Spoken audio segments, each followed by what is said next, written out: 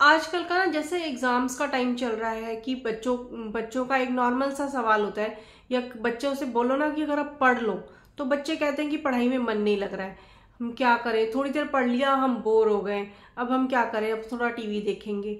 या फिर नॉर्मली अगर हमें कोई प्रेजेंटेशन बनानी है, कोई काम करना है, और हम लोग सोचते हैं चलो हम कुछ टाइम मिलेगा उस टाइम कर लेंगे, पर उस टाइम हमें लगता है कि हमारा मन नहीं कर रहा है, दिल नहीं कर रहा है, चलो अभी नहीं करेंगे, बाद में करेंगे। तो ये इस तरह से जो सिचुएशन है ना वो चलती रहती है, कुछ हमारे दिमाग में थॉट्स आते रहते हैं कि हम कुछ और कर लें, इस काम को छोड़ के कुछ और कर लें। आई थिंक सभी के साथ होता है, तो आज हम इसी बारे में बात करने जा रहे हैं। पहले एक छोटी सी स्टोरी के साथ स्टार्ट करते हैं कि एक बार ना एक मठ होता है, जिसे लगा लीजिए धर्मशाला या मठ जैसी जो चीज़ होती है, वहाँ पे ना स्टूडेंट्स पढ़ने के लिए जाते हैं। मठ में जैसे नॉर्मली लोग जो ध्यान करने के लिए जाते हैं, तो वहाँ पर ना एक नया स्टूडेंट आता है जो कि सोचता है कि मैं ध्यान लगाऊंगा और मैं अपनी लाइफ में बहुत अच्छा आगे कर लूँगा, तो मैं परमात्मा को पा लूँगा। तो वहाँ कुछ सीनियर जो उनके गुरु होते हैं वो उनको बताते हैं किस तरह से उन्हें ध्यान लगाना है, किस तरह से अपने आप को मेडिटेट करना है।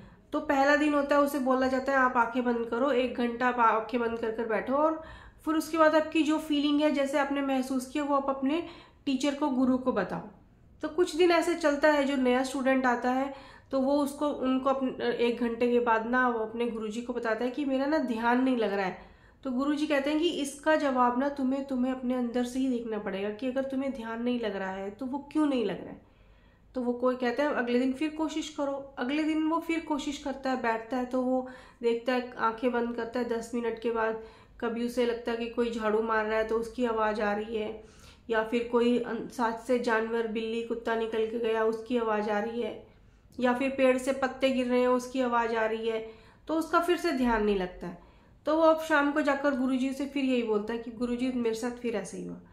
तो गुरुजी बोलते हैं कि तुम ऐसा करो, ऐसी एक जगह ढूंढो जो तुम्हें लगे कि वो बहुत ज़्यादा शांत है और तुम अपना ध्यान वहाँ लगा सको। तो वो अपने चारों तरफ देखता है कौन सी ऐसी जगह है, तो वो जाता जाता देखता है कि बहुत दूर ना एक नदी है। तो वो नदी के किनारे जाकर बैठ जाता है कि मैं ना अब कल से ना यही ध्यान लगाऊंगा। तो अगले दिन वो वहाँ ध्यान लगाने जाता है। वो तो जब वो ध्यान लगाता है तो उसको थोड़ा अच्छा लगता है, 15-20 मिनट, आधा घंटा अच्छा लगता है, शांति है, कोई डिस्टर्ब नहीं कर रहा है, तो वो ध्यान लगाता है। बट थोड़ी देर बाद उसको फिर कोई ना कोई डिस्टर्बेंस आ जाती है, कोई किश्ती वाला लेकर, नाव लेकर कोई आ रहा है, जा रहा है, या फिर कोई मछली पकड़ने के लिए आ रहा है, तो उसका ध्यान फिर से भटक जाता है।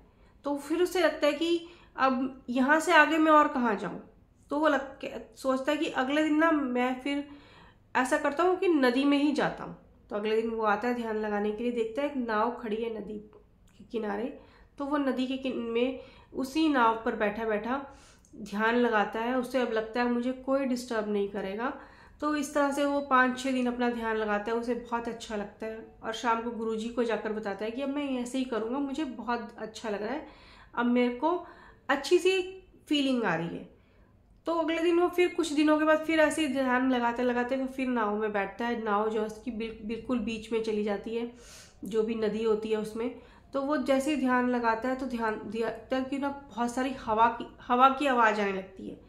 तो वो आँख खोल कर देखता है कि ना सामने से ना एक ना नाव जो है उसकी तरफ आ रही है, और उसको लगता है कि अभी मेरे साथ टकरा जाएगी। तो वो बहुत चिल्लाता है, चीखता है कि कोई तो रोको, कोई इस नाव को रोको, ये मेरे साथ टकरा जाएगी, मैं यहाँ ध्यान कर रहा हूँ, मैं डिस्टर्ब हो जाऊंगा।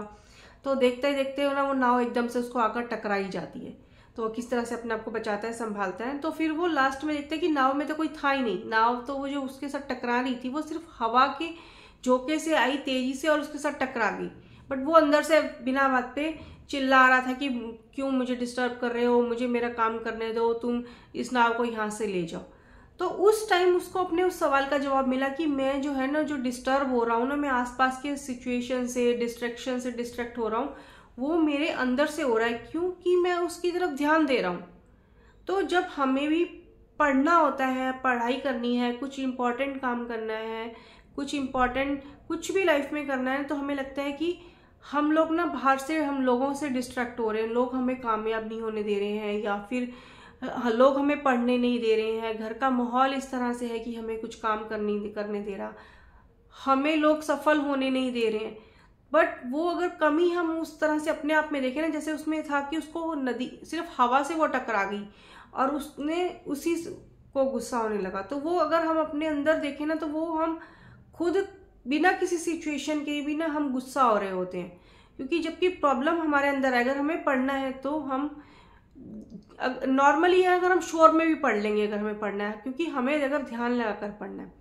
बट अब ये सोचिए कि आप सोचिए कि मेरे को बिल्कुल शांत रूम मिले, मैं एकदम से शांत कमरे में जाकर बैठूं, मैं वहां पढूं, तो वहां में नींद आ जाएगी, हमारा ध्यान कहीं और जाएगा, फिर हमारा दिमाग कुछ कुछ और सोचने लगेगा। बट अगर आप भीड़ में बैठे हैं कहीं, या कुछ लोग और पढ़ रहे हैं, वो अपना काम कर रहे हैं, आप अपना काम कर रहे हो, तो आपको वो एक डिस्टर्बेंस नहीं रहेगी। तो वो आपको लगेगा कि मैं अपनी तरफ ध्यान दूं। तो जब हम अपने काम की तरफ धीरे धीरे ध्यान देने लगते हैं, तो हम क्योंकि ध्यान एकदम से नहीं आता, दिमाग में थॉट्स, विचार, कुछ ना कुछ चलता रहता है, उसको एक साइड रखकर, या लोग डिस्ट्रैक्ट कर रहे हैं उसको साइड रखकर अगर हम अपने काम की तरफ ध्यान देंगे ना, जो हमने अपना एम बनाया है, चाहे वो मार्क्स का एम बनाया है, अच्छे रिजल्ट का एम बनाया है, तो कहीं हम डिस्ट्रैक्ट नहीं होंगे, हम अपने मार्क्स सामने लेकर चलेंगे, तो हम ध्यान से उस चीज़ को कर पाएंगे।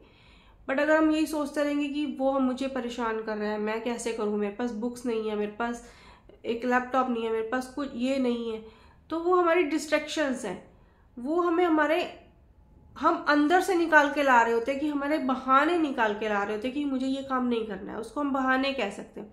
तो अगर हम अपने बहाने साइड में रख दें और अपने काम की तरफ ध्यान दें ना, तो हमें हमारे लक्ष्य से, एम से, जो भी हमें अचीव करना है लाइफ में, उसे कोई नहीं हटा सकता।